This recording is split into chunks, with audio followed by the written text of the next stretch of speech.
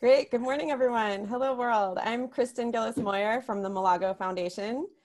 Malago invests in scalable solutions to the basic needs of the very poor, and we are delighted to host you online and these 5 great leaders willing to share thoughts on transforming conservation today. This conversation builds on yesterday's great dialogue that you probably saw many of our speakers participate in as part of the Smithsonian's Earth Optimism Digital Summit. Happy 50th Earth Day to everybody this week. Today we're going to hear from everyone. We're going to have time for questions. Please submit them using the Q&A button at the bottom of your screen. Include your name, your organization, and the country you're joining us from today. Our speakers are joining us from Bolivia, UK, US, Brazil, and Kenya. So our topic today is transforming conservation, crisis and opportunity. We are in a moment of crisis, the pandemic, of course, but the sad reality, which our speakers talked about yesterday, is that a potential response to that is which crisis? Biodiversity loss, fisheries collapse, climate change. Against this tsunami of layered crises, as Fred said yesterday, we need transformative, not incremental change in conservation. So this is a deep dive session on what that looks like, and how we're going to do it. So let's dive in. First, we're going to hear how the crisis has affected our speakers and their organizations, more their organizations than them personally. You can always submit your personal questions online. And then we're going to tackle the question of accelerating the pace of widespread solutions that work. So first up, we're going to chat with Al and Leela. Dr. Alistair Harris is the founder and executive director of Blue Ventures. And Dr. Leela Hazza is founder and executive director of Lion Guardians. Doctors, welcome. I'm going to say something really briefly about both of your organizations, just so you don't have to. It's fun for me to get to share some of the good stuff. So Blue Ventures catalyzes locally led conservation across the Indian Ocean. Their main point of entry into conservation is helping coastal communities rebuild fisheries, but they also work in blue carbon, aquaculture, and community health. Their small-scale fisheries management models have gone to scale nationally in Madagascar and since been replicated in more than 10 other countries, reaching hundreds of thousands of people around the globe. Lion Guardians promotes the coexistence of people and lions across Africa. In the Amboseli ecosystem where they work, lion density has increased more than 7-fold. One of the only places outside of protected areas in Africa where the lion population is increasing, and the number of lions killed has dropped more than 90%. First of all, congratulations to both of you for everything that you've achieved. This is the Earth Optimism Summit, so we should celebrate all the victories and wins. And I think it would actually be really helpful just to hear from both of you, like if you had to say what your end game is, like what is success? What is your vision of success for Blue Ventures? How will we know you've succeeded? Al, what would it be? And don't forget to unmute yourself. That's a big question. Thanks for the intro and thanks for inviting me to share today. I think our end game, our vision of success is quite simple. It's a world where the inshore coastal waters around the tropical oceans, which are home to a staggering amount of our world's biodiversity, are managed and protected effectively by the people that depend on them. Great. And Leela, if you could add Lion Guardians' vision of success too. Okay, the Lion Guardians vision is definitely, for us, it's a world where local communities are embedded in the fabric of conservation, and lions and other threatened wildlife populations are thriving and connected. Great. So those are both big visions. There's so much you've achieved and there's so much more you need to do to get to that vision. So in the context of this crisis, at Malago, we think every organization has to ask itself right now how it will survive. You can't get to that vision if you don't survive. How it will maintain its impact and how it will maybe directly respond. So survive the crisis, maintain your impact, and respond directly if appropriate. Let's start with survive. It strikes me there's an extra layer in there for both of you. Your work is anchored in fostering community-led conservation as the driver of the conservation impact you want. So you don't just need your organizations to survive, which they will, and you're both really lucky to be in that position that not every organization is right now. But you also need the community organizations that you partner with to survive, because you've invested so much in building that social capital. What's it like to have your impact interwoven with the success of those community organizations, and how are you thinking now about community resiliency where you work? Leela, why don't you go first? Yeah, I think it's a great question. I mean, it's something that as an organization we're thinking about, and I think that our work is even more critical right now because communities are not on any priority list of any relief activities, yet they are so impacted by the loss of, let's say, employment. Tourism camps have closed down. They also share the space with wildlife, so supporting them to minimize loss from the conflict is probably even more critical now while other sources of livelihoods are limited. Yeah, great answer. Al, do you want to add to that? I think resiliency is being put into a sharp relief by the crisis that we're seeing. If we think about Blue Venture's mission, most of the people in the world that depend on fishing live in the tropics. Most of the world's biodiversity is in the tropics, and most of that is located in low-income countries. The pandemic, we know, will disproportionately affect the poor.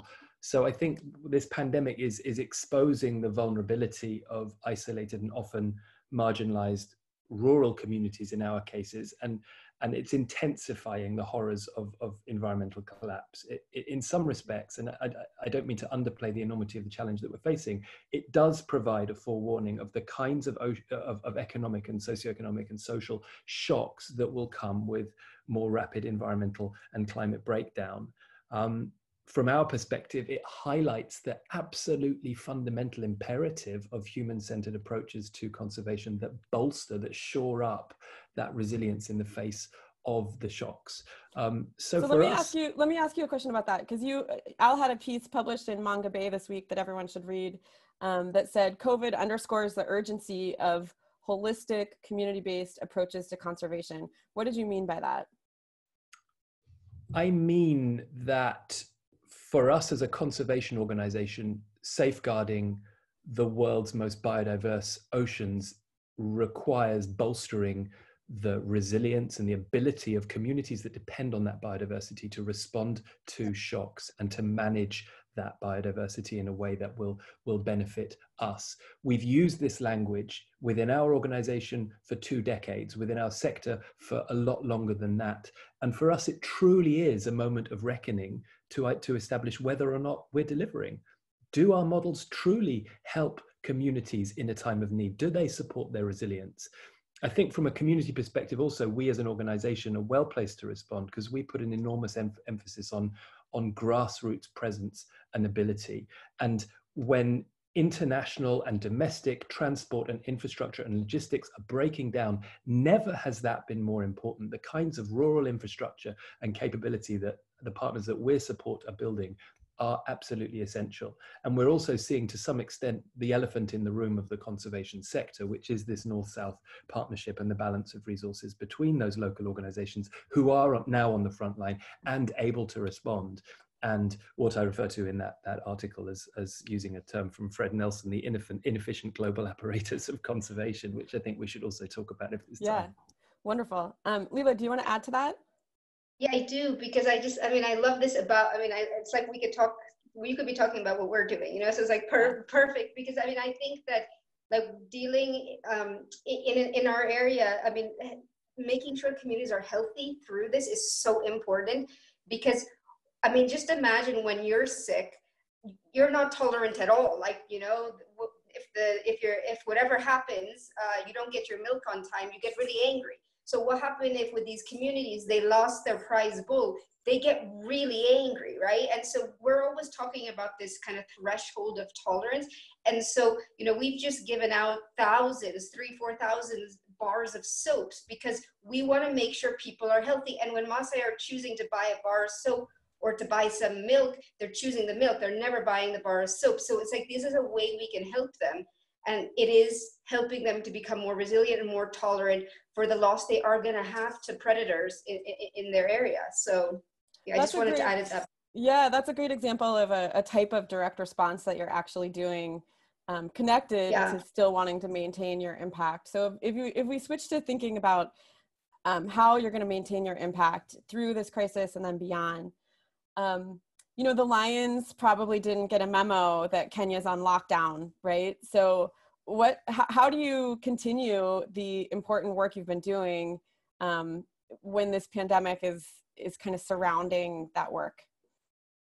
Yeah, no, great question. I mean, lions definitely don't stop eating livestock, like during a pandemic, unfortunately. You know, I think this idea, I think there's a thought that we're going to lose momentum through this, but we're not. I mean, if anything, we've increased our momentum because we need to, because a lot of the other NGOs have left, right?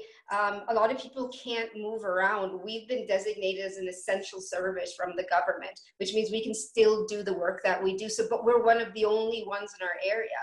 And so I would say that 90% of our team are actually directly involved in conflict mitigation right now on the ground, you know, and supporting the communities that are impacted by living with this wildlife. I also think that, you know, other key members continue to kind of modify the actions in our strategic plan so we can stay relevant and impactful, because there's so much that's changing and there's so many unknowns that we can't just kind of pretend we're doing business as usual, because that doesn't even make sense. So I think we're probably doing a lot more than we usually do even. So yeah. And Al, what about for Blue Ventures? I think, you know, we haven't had as much time to talk about the details of how everyone's solution works, but so much of what you do is help communities understand that good fisheries management pays dividends, literally, for them, and is connected to their livelihood. At this moment, when livelihood is, you know, a kind of a crushing concern, how can you maintain your impact and help communities continue to invest in good fisheries management right now? It's a really good question. And indeed, seafood markets are being annihilated by the economic shocks that we're seeing. And livelihood diversification and resiliency is being put into such stark relief by this crisis. This really is that moment of reckoning for whether or not the diversification schemes that our organization has been working on, for example, through aquaculture to produce products that are perhaps more durable and less dependent on fresh markets, can survive and can diversify that income. We also have a health program, a community health program that is pivoting its response to enable communities to reduce transmission of the virus and protect the most vulnerable, and strengthening health systems and so on. Health responses can also, of course, strengthen community trust and mean that communities are better able to work on more effective marine resource management. So on the livelihoods front and the health front, there's never been a more important time for our work. That said, social distancing does make community engagement pretty difficult. We're having to pivot a lot of our operations to a more digital interaction. From a partner perspective, we're finding a huge need for cash. The partners that we are supporting need more than ever unrestricted financial support to weather their own perturbations, and they're not able to access the kind of philanthropy that larger international, more visible conservation organizations are eligible for. We're also seeing a need for information sharing, establishing a clearinghouse mechanism for what works within our sector, which is the tropical small-scale fisheries space. There's a huge amount of learning out there across our international partnership network that we can draw on and should be elevating and amplifying, so that the voices of these very vulnerable groups don't go unheard at this really, really critical time. Yeah, good. So, you know, Blue Ventures started in Madagascar in 2003. Unfortunately, you've seen all types of crises since that time, from political challenges to cyclones, and you have adapted. So what lessons have you learned from past crises that you are drawing on now, or how is this one different? That's possibly the subject for a separate webinar, but the resiliency of organizations never ceases to amaze me. We will get through this one. We won't look the same. It's an opportunity for transformative change. We've kind of got to make the most of it. Communications internally and externally are key. Of course, our own finances and our financial situation is imperiled by this. Our ability to deliver our own work to the timeframes that we've committed to is seriously compromised. So I'm spending a huge amount of time managing expectations for those that are supporting our work. We're having to make massive decisions really quickly about the viability of some of the work that we're doing. Our whole R&D process underpinning the assumptions that we're making about the viability of our livelihood work is being fast-tracked. Decisions that we want to make in the course of several PhDs are now having to be made overnight, as we try to do something to compensate for the fact that seafood markets, particularly for export, have literally disappeared. Tourism as well is another example of a market that is responsible for so many livelihoods that's made up almost overnight. Yeah, for lion guardians too, I'm sure. Well, I have confidence that you're going to adapt this time too and come out stronger. This is the Earth Optimism Summit. So Leela, I think optimism is really a combination of hopefulness and confidence about the future. Can you share an example from Lion Guardian's work or your experience that gives you hope and confidence about the future in the place where you're working? Sure. I mean, I feel like I have so many great examples. So, I mean, I think, when I think about when we first started, nearly 15 years ago, our hope was to save kind of one lion at a time. But we never imagined we'd be in this place where we have a booming lion population that's gone from a sink to a source now. And like, we just want them to disperse and move out to other areas. It's such an exciting place to be. And I don't think we also ever imagined that, that some of the most notorious lion killers that we recruited back then would now be some of the best lion conservationists on the entire continent. So that kind of incredible behavior change, I think, is where my optimism comes from. A lot of my optimism comes from to actually watch that shift is pretty incredible. And I'm excited about how we can scale that. And, we've been doing that for the last 10 years, really, is kind of codifying the best parts of like what has worked for us and how to share that knowledge across the globe, not just in Africa and not just with lions. And that's a really exciting space to be, because I think people are starting to get away from kind of this competitiveness and much more into a more holistic way of looking at conservation, where it's not site specific or species specific, but like it's talking about the larger environmental crisis we're in and how we can kind of work on solving the different pieces together. So that's exciting. I'm really hopeful. Great. So thank you, Alan, Leela. We're going to hear more from you in our group discussion in a bit. I want to bring Lucia and Maria Teresa into the conversation. So Dr. Lucia Lohman is Executive Director of the Association for Tropical Biology and Conservation. She's also faculty at the University of Sao Paulo in Brazil. Maria Teresa Vargas is Executive Director of Fundación Natura in Bolivia. I'll share a little bit about both of your work as well. So Fundación Natura helps set up reciprocal water agreements where beneficiaries of downstream municipal water sources pay for upstream conservation. They have worked with more than 60 mayors across municipalities in Bolivia, and they've convinced 500,000 water users downstream to sign agreements with those upstream landowners that conserve over 1 million acres of water producing forest. The Association of Tropical Biology and Conservation, no matter how I try to think of other words to describe it, is exactly what it sounds like. It's an association of the world's tropical biologists. It has over 1,000 members and aims to foster understanding of tropical ecosystems and the role that they play in planetary health.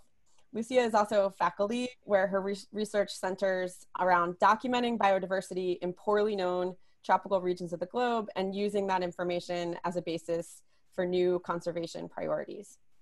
So I'm going to start with the same question for each of you. Lucia, what is your organization's vision of success?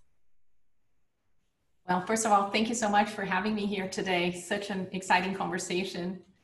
So our vision of success is really a world where everyone has a clear understanding of the importance of biodiversity and of our natural ecosystems, including well-informed leadership that is composed of diverse voices that are able to accommodate different players and different stakeholders. Great. And Maria Teresa, same question for you. Don't forget to take yourself off mute.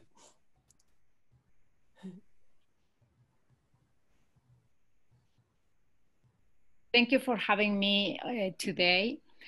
The world that I see is where communities protect and conserve water supplies that they live on, and they understand the value of these water supplies and the generosity of nature with them. By doing so, they are food secure, but water secure too.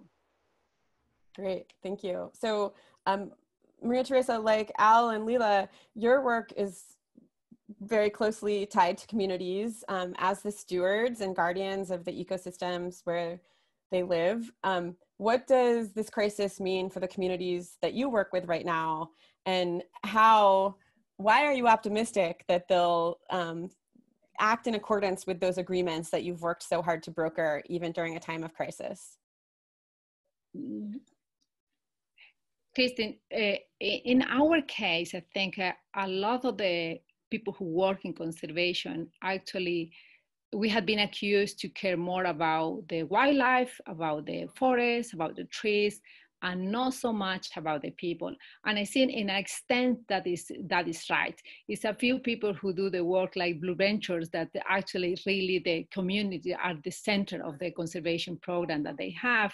But I think with COVID now, we really have to rethink work and how we are connected with communities, how we work with communities. And because I think after this crisis, community will be far more poor than now in this moment, but also they will rely far more in natural resources for the livelihood. And also they will be really scared about us, like NGOs, social workers, government, go back to these communities and try to do the work, because we can bring COVID to many of these communities. So it's a combination of things that were actually now, I think in this moment, it put the people in the center of the conservation program and not the reverse. Yeah, very beautifully put. And so far, are you seeing that the agreements are still being honored? Many of the communities that we work, like we have 95% of complying on all the agreements that we have. But I don't think so it's the agreement per se. It's how to create local institutions that people can rely on those institutions and believe in them. And if this work, actually people will comply with whatever agreement they are agreed. Also, rural communities normally actually comply with whatever paper they sign on.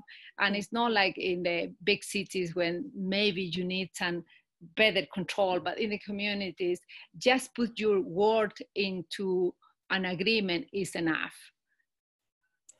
So are you, during this time, able to think about going into new municipalities and setting up new agreements, or do you feel that your work has to pause right now? Depends how you see conservation. For us, our program is all off in this moment, and we are really thinking and doing actually how to help them to cope with this crisis. So we have put a lot of we have like many cars in the institution, and they need cars to mobilize and to comply with the lockdown. And so we are trying to serve them with the need that they have now. The need that they have now is how to cope with the food that they don't have on the table, how to cope with the medicine that they don't have also, and how to move into the communities. So we are helping them with this lockdown to take care out into the community, and we hold off all our programs. I do add it a little bit about what Alf said before. We have been talking with many of our donors. And it's funny because all of them say, fine, we can give it extents to you to present and deliver the framework that you have to do. I will give a couple months or a year, but none of them say, I will give you money for you to carry on with these programs. And I say, fine, you give me the extent, but we need also resources, because I have legal compliance with our team. In my case, we are 80 people working in Natura. We serve 60 communities. We serve more than 7,000 farmers on the ground. And we don't want to leave them alone, and we won't leave it. Even we bankrupt as institution, we will be serving these people who need the most in this moment, and they need us. We are not in this moment a conservation entity. We are part of these communities, and we need to be with them. Thank you. That is so well put. And I can see Leela and Al shaking their heads in agreement.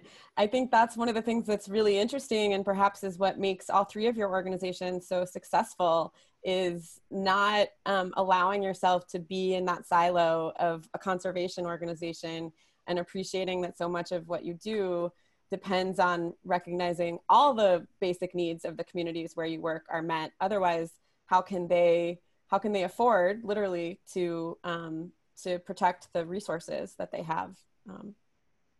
So Lucia, let me switch to you for a second. So you talked, especially yesterday, about the need to change the narrative in conservation. What do you mean by change the narrative?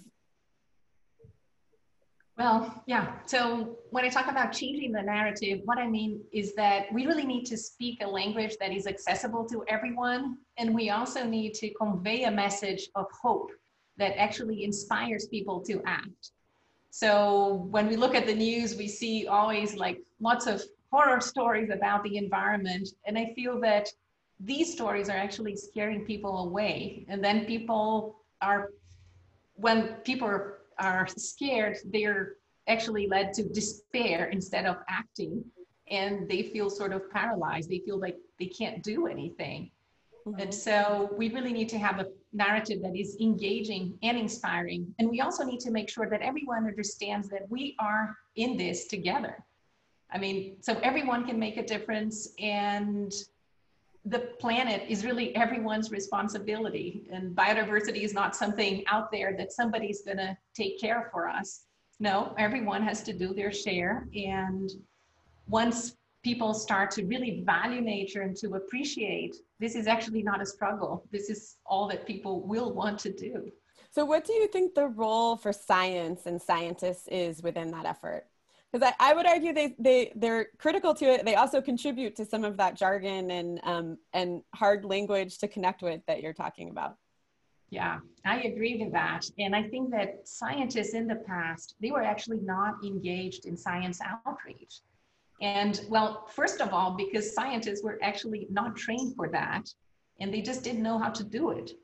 And in fact, I mean, most scientists, they're actually introverts, and they're driven by discovering and understanding how things work.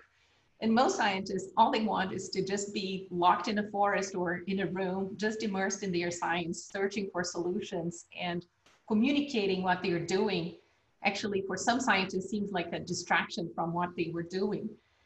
But actually, it turns out that by not doing science outreach, scientists were shooting themselves in the foot. And actually, as a result of that, perhaps, we ended up with leadership in different parts of the globe that does not really value science or the environment, which ended up being a major wake-up call and turning point for scientists, because suddenly there were major cuts to research, to universities, increased deforestation, and they started to realize that they were not really playing an important role in society. And so let me ask, let's bring that to the current coronavirus situation. So as you've watched it evolve, including how governments and citizens have responded or not to science, evidence, models, projections, what have you learned and what are you learning that you think the association that you lead and the folks on this call can bring to conservation? Well, so in relation to COVID, one thing that was really amazing was seeing, okay, so a lot of the scientists just stopped doing the research that they were doing and jumped to trying to find solutions that could be immediately used to solve the pandemic. And it's amazing. Even so, youth, we have a case here in Brazil. So a student who was able to produce ventilators that can be used at very low price, and now it's being used in different hospitals. And so essentially everyone stopped what they were doing and started to tackle the problem and try to find solutions and make sure that these solutions were accessible and available to everyone. And this is what we should be doing the whole time. Great. You know, you think on a different time frame than the average person. A lot of your research focuses on how the Amazon basin and its incredible biodiversity formed during the last 50 million years. We don't have that much time to figure out how to change the narrative in conservation, and not just the narrative, but actually change conservation. What are your ideas about how to accelerate that? Yeah, so that's usually also a problem in the sense that so science works at a different pace as some of the actions that we need to take. So some of the scientific discoveries take a long time. But we just need to learn to focus on the key points and find the shortcuts and really focus on the crucial questions and aspects and find the ways in which science can be most useful to solving some of the current environmental issues and current debates. Great. Maria Teresa, I want to ask you the same question about what gives you confidence and hope that the future of conservation in Bolivia is positive. Maybe one thing is like we're still sitting in so much natural resources in Bolivia, and we are a few of us. We are 12 million people sitting in more than 1 million square kilometers, and it's still like 51% of my country covered with a beautiful natural resources. So if we understand what we have in the country, we can really like I can live with hope. It will be crazy not to. But I think we are at a time that we need to reset our button. And I think that COVID has bring that into the table. And we can choose to reset the button just to help and say we take care now, health will be the first thing. Or we can reset all our relation with nature, with poverty, with the type of development that we are pushing in our countries. And I think it's the time to really reflect and to understand what is best for society. And maybe what is best for society is not what is best for big corporations in the country, and give our resources to this big corporation. And this is a big message. We know that this pandemic has came for nature. All the pandemic in the last 30 years came because the relation that we have with natural resources. So we have to really rethink on that. And I think this is the good thing about COVID. Maybe is, you know, the threshold that we have right now in front of us to think what we'll do next. And it's good time also for us in conservation to be thinking deep and hard. Normally we don't have the time to thinking what we are doing. And I think my team now is reflecting a lot in what is next and how we really build in what happened right now, and how we do more. I would say our communities really suffer for this and they're not prepared, and how we prepare them in the future. Thank you. I think that's such a good point, that transforming conservation is about more than transforming just conservation and the way this sector works, but also all the other sectors that it's interdependent on. Thank you, Lucia and Maria Teresa. I'm going to bring you back into the group discussion in a minute, but I want to make sure we hear from Fred Nelson too. So Fred, unmute yourself and join us. Fred is the executive director and founder of Mali Asili. Mali Asili supports grassroots African conservation organizations that do critical work at the nexus of poverty and conservation. They provide ongoing, customized support to those community-based organizations to enhance their impact and performance. They have 17 partner organizations in 5 countries across Africa, and the results so far have been remarkable. Fred, I want to start with the same question. What is your organization's vision of success? Well, we really exist to unleash that potential of great local organizations. That's what we're all about. And we believe local organizations, talented grassroots groups have the key solutions that we need, and we want to help them do more and do it better. Great. So you find those organizations working with communities to do important work in key ecological landscapes. Are you finding your partners able to maintain their impact right now? Well, I think, our partners tend to be groups. I mean, Lion Guardians, as an example of a group we've worked with for a long time, and, also the kind of work that Blue Ventures and Natura Bolivia do, of developing those community-based solutions. So they are the organizations that have the infrastructure, that have the presence, that have the relationships, and their role is more important than ever. They're the organizations that that communities are turning to right now to try to find their way through this crisis. Great. And, Maria Teresa brought up the issue of funding as it specifically relates to this crisis. But I think there's a broader question about we haven't talked about money related to transforming conservation. So let's talk about money for a little bit. how does the flow of funding relate to transforming conservation? Well, I think for us to be successful in conservation, to scale up solutions, to deliver impact on the ground, we've got to align resources and the limited resources we have with impact. We've got to get more money going to the best local organizations. That's something we're trying to do with many different partners. And maybe this crisis is an opportunity to think about how we get the most return on investment from the conservation dollars that we spend in a period where we're going to have to be more efficient and really, I think, prioritize impact if we are going to find our way out of the layered crises that we face. And if you give a concrete example of exactly how to get funding to those organizations, like what is it? What are you doing? What do you think solutions? I mean, I think the things we do, we help network and make connections. A lot of our partners, we say they're doing some of the best work in the field, but nobody's ever heard about it. So from the beginnings of our organization, we've really placed a priority on communications. And in the last decade, the technology to level the playing field between international organizations and local organizations has really been leveled, with media and technology now. So communications is a big part of that. I think working with aligned funders, and helping them to connect as well, to collaborate. I think we need to learn from the kind of the wider social development sector and kind of the co-impact models and collaborative funding models. And we've been working to develop kind of an initial pooled funding model that can get dollars to the ground in East Africa, where they can benefit some of our partners and leading community-based conservation initiatives.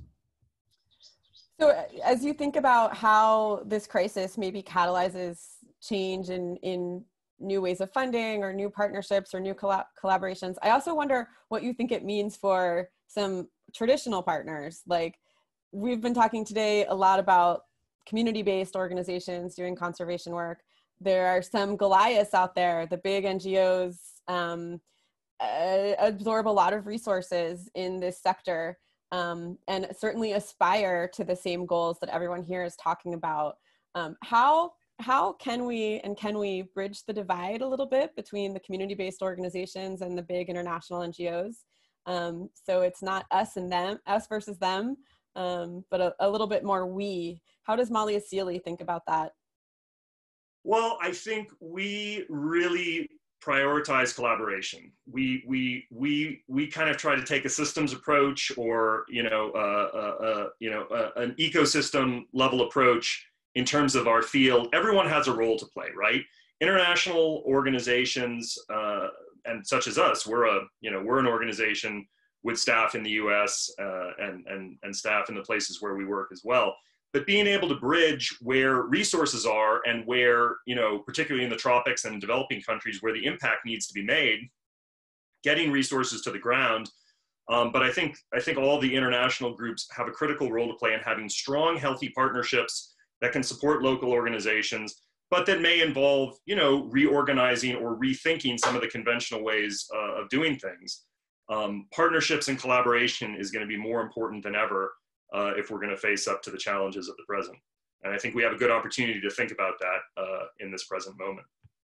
Great. I know Molly Asili came into 2020 with a lot of momentum. Expansion was part of your plans, some new partnerships, putting together a new fund to get money to local organizations. Do you think you can maintain that momentum through 2020 in this crisis? And how are you thinking about recapturing it no matter what? Well, I think like everyone, it takes a little bit of time to, get your head around this strange situation that we all find ourselves within. But within a few weeks, we really realized, at first you think, okay, you got to put things on hold, or you're not going to be doing as much because you're all trapped in your homes, in your rooms. But then really we realized that this is our most important moment for our work and our mission, and our partners are going to be critical to getting their partner communities through this, but also to helping them to adapt. It's a great opportunity for rethinking existing models. It's a great opportunity for us to help our partners really, I think, rise to the top in terms of the work that they're doing and just showcase how important they are to the whole field, to impact on the ground. I think the kinds of groups that we partner with are in many ways going to thrive, just for the reasons that Leela and Al highlighted. They're the groups that are there. And so our role in supporting them is more important than ever. I also think it's a great opportunity for us to adapt and learn. And we're doing that in terms of how to work remotely and how to be more efficient in our work, and develop new tools and ways of supporting our partners that are maybe more efficient, less costly. We'll see, but I think organizations that can be agile, that can innovate, and that have that in their DNA are going to thrive at a certain level during this period. Great, thank you. I think that's a great segue into bringing the group back together. I want to start, Alex, if you could share a very simple slide that for anyone that doesn't know Mulago, this is kind of the DNA of Mulago. Impact over time, increasing impact over time is what we're all going for. This hockey stick curve sums up hopefully everyone's theory of change in some ways. I think the real question that we have is, of course we're interested, and you've all shared a bit about how your individual solutions are going to scale. But what part of this conversation is interested in provoking a little bit is, how do we actually shift this whole curve? If we want to transform conservation, how do we make sure that we're getting greater impact more quickly from all your solutions and aggregates? So what can we do to shift the curve?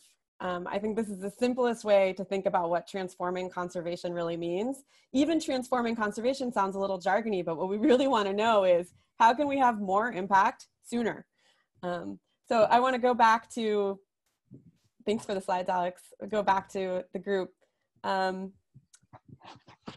Maria Teresa, Al, Leela, you've all had success supporting other organizations to replicate your solution in new geographies.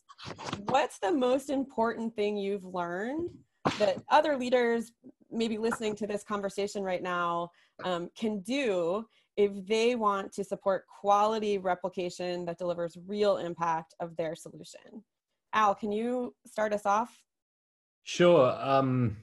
We wrote a little article in Stanford Social Innovation Review last month, which somewhat captures our learning on this. And I think I could try to summarize it in 3 words that all begin in P. We're looking for grassroots organizations. They don't necessarily need to be conservation organizations in order to replicate these community-based solutions that we're sharing and in many ways learning back more about as they're adopted in new contexts. The first thing we're looking for is presence. Are those organizations there? Do they have that grassroots credibility that Fred talks about, that is going to be become ever so clear and apparently important now in this sector, when the northern model, when the international, when the frequent flyer conservation model is no longer viable? The second is permanence. Are they there on a generational timescale? Are they there to work with and alongside a community as it navigates the challenges that it's going to face within a market or when it's managing an ecosystem? And the third is are they proximate to those issues, the often sensitive questions around livelihood, around health, around behavior change in managing, in our case, a fishery or interaction with these apex predators? These are the characteristics that we're looking for in these superstar organizations that we're supporting. And I hope that the incredible value that these groups bring to conservation will be put into sharp relief during this crisis. Indeed, I'm sure that it will be. Great, thank you. Leela, do you want to add to that?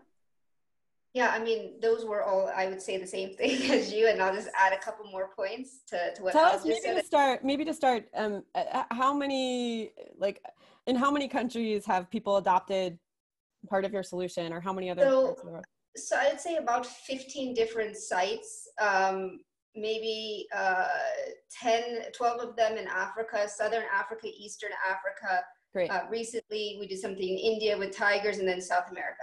Great. So it's been really great. And I think that, everything that Al said, plus we really look at leadership, right? Is leadership strong enough to be able to, are they visionary, strategic thinkers? Are they collaborative, right? Are they compassionate and good people? right? I mean, that's really important, because if they're not, like, nobody really wants to work with them. Are they ethical, right? These are really big things, because we don't want to waste time either, because we don't have the time.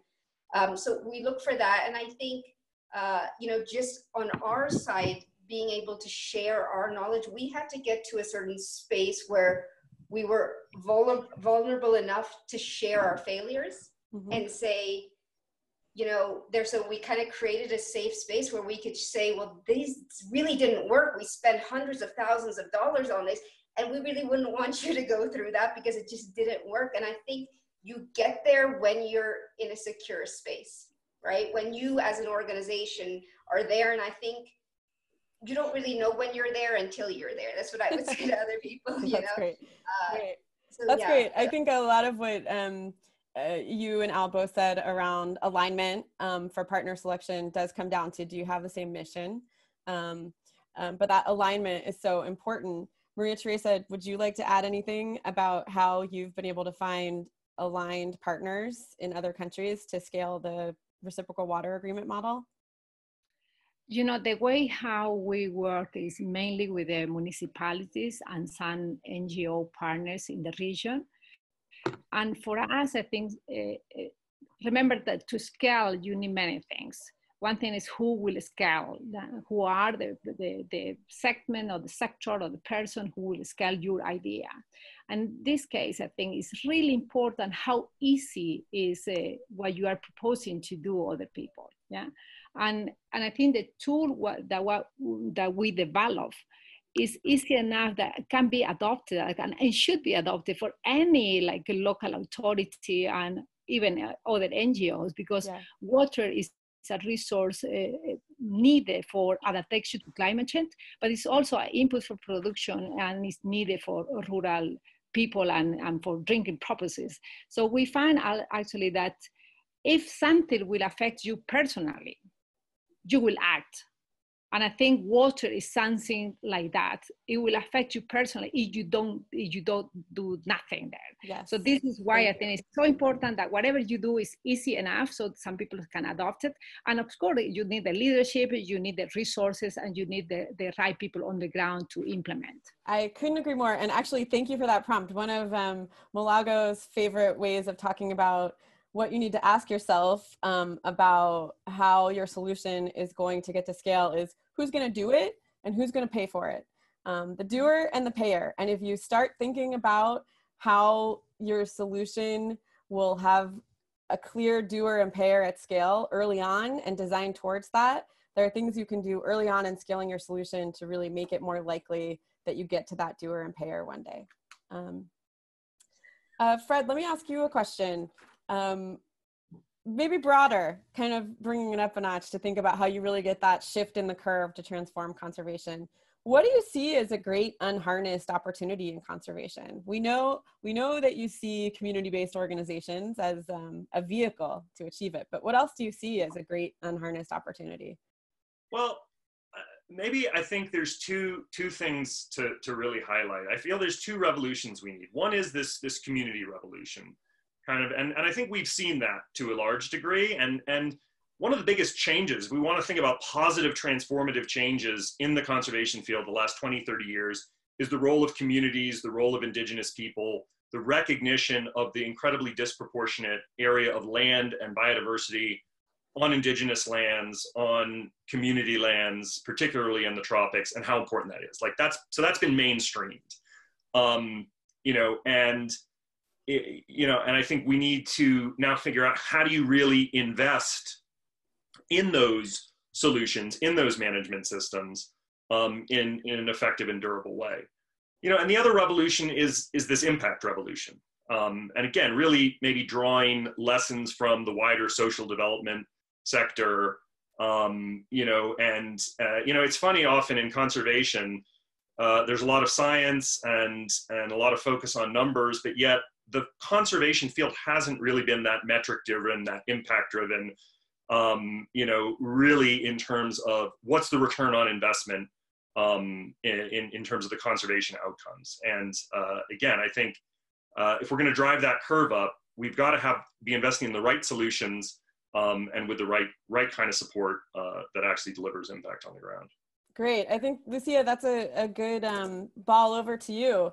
How can the conservation sector think more about metrics that actually help people understand its impact?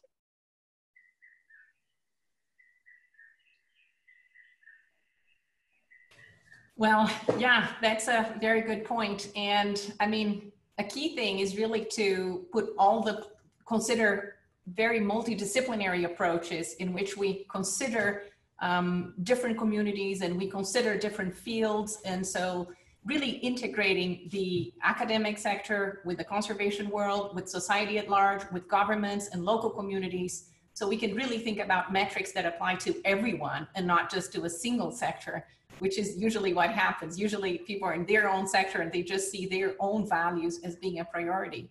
So again, diverse voices, making sure that we have a planet that is that has resources available to everyone and that integrates everyone's interests.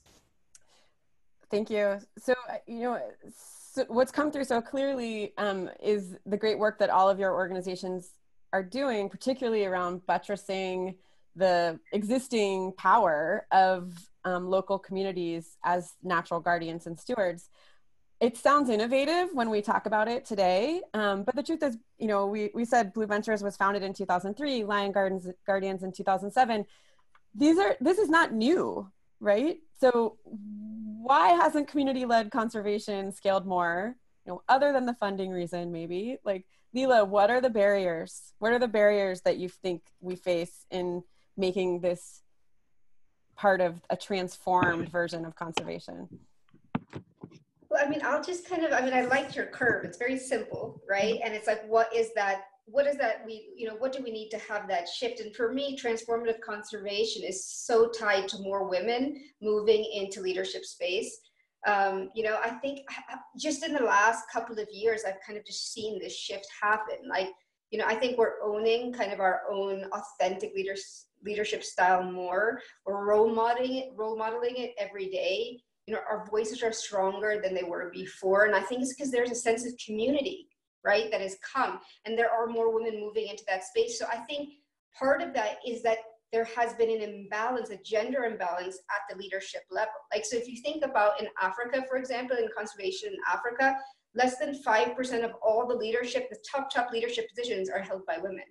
Like, that's a problem, right? And so I think as we start to think, when we're thinking about working with communities, collaboration, all of these are like very strong values that women hold, right? And so I think that's a kind of untapped potential that we need to start moving into in conservation, start realizing that, women are ready. There is a community for them, there's a support for them. And I mean, there's two organizations that I've helped found that is really targeting this in Africa, because we do feel like this is a space that needs it. One is Pride Lion Conservation Alliance, which people can look it up or something because we don't have a lot of time. But I mean, basically, it's about collaboration, and particularly around a single species where usually there's a lot of competition and nastiness. And then the other one is Women for the Environment Africa, or We Africa. And so that's another kind of movement toward trying to change these norms, these conservation norms that have to happen. I think that's a great answer. Changing norms, forming alliances to do it. Al, I'm going to ask you maybe the flip side of that question. So yes, it's been since 2003, and there's maybe still a long way to go. But when you think about the evolution since then, are there reasons? Do you think we're in a better place? Are we in a better place than we were in 2003? In terms of the progression of community management, we're in a completely different world, Kristen. It's extraordinary to see the growth. Of course, that's against a background of accelerating climate change and now annual, for example, extreme thermal heat stress events on coral reefs, which are causing bleaching. The challenges we're up against are now truly existential. But the revolution that we've seen in locally led marine conservation is unprecedented. And so I would wholeheartedly disagree with your notion that, your question, why hasn't it been quicker? It couldn't have been quicker, or perhaps it could have been quicker, and I'm happy to reflect on some of the ways it could have been even quicker. But we see thousands of square kilometers of ocean now being managed by communities. Local or co-management approaches are the primary entry point on any RFP, on any funding application, on any call for fisheries work or conservation work in the Indian Ocean today. That is explicit recognition by funders, by governments, by NGOs of the primacy of local leadership in conservation. However, often I would say that we do only pay lip service to that. Delivery of those aspirational approaches is often not present, permanent, or proximate. It is often driven by absentee organizations with money spent far too quickly, for example, using those more dysfunctional approaches that come out of the old school of operating afar, drive-by conservation, which isn't empowering communities in the spirit of community conservation. I would also highlight the point that Leela made about capacity gaps. Community conservation is hard. It requires local leadership, and these are some of the most underserved communities on Earth, struggling with poverty, struggling with livelihoods that are not doing well. So we absolutely have to recognize the importance of investment in capabilities and capacity at a local level, both of communities and of the organizations that are supporting them, which is why the work of Malia Silly is so fundamental to the conservation movement in Africa and groups like Malia Silly in other parts of the world. And also there are governance barriers. The legal frameworks that devolve power to local communities are often not robust. They're often obscure. They can be complicated. They can take millions of dollars and decades to navigate. And that can often be really, really complicated. And in the meantime, an industrial fishing trawler's just gone straight through because it still could and undone all those decades of good work. So there's a lot more that we could be doing to accelerate further.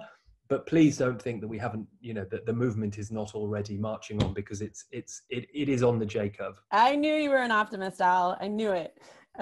Good. Well, we do have a few questions. We don't have much time. A lot of the questions were around financing, and so I hope that the speakers address those. We're almost out of time. I want to give everyone just 20 seconds, maybe 25, but maybe 15. Just really simply, I just want you to say the mission of your organization again and why you believe you'll succeed, but in a sentence. Fred, why don't you start? Our mission is to support great local conservation organizations, do what they do better and deliver more impact. And I believe we'll succeed because they'll succeed. Great, wonderful. Leela. Okay, so our mission is to conserve lions and preserve local cultures. And I think we're going to succeed because we are already succeeding. We just need to keep doing it, and we need to continue to spread it so that we can ensure others succeed in other places. Great, wonderful. Lucia. So we are a global scientific organization, and our mission is to promote research, education, science outreach, and conservation in the tropical regions of the globe. And so we are already succeeding in training the next generation of leaders in tropical biology and conservation, and trying to get the message out and impact policy and science outreach as much as we can. Great. Maria Teresa. We help communities to protect water sources. This is our mission. And we are where we are because we are with them, and we are Starwood, and we care about what they care. And water is a base resource for them. And with water, we protect biodiversity. We protect far more other things. Great. And Al? We rebuild tropical fisheries with coastal communities, and it's going to work because there isn't an investment opportunity on Earth that can deliver the returns that fisheries can. Wonderful. A good note of optimism. I have a lot of confidence all of you are going to succeed in those missions. Thank you so much to everyone online for joining us today. There were more than 125 or 30 people on, I think. And I had great fun being part of this conversation. This isn't the end. Thank you everyone for the work you do. Happy 50th Earth Day.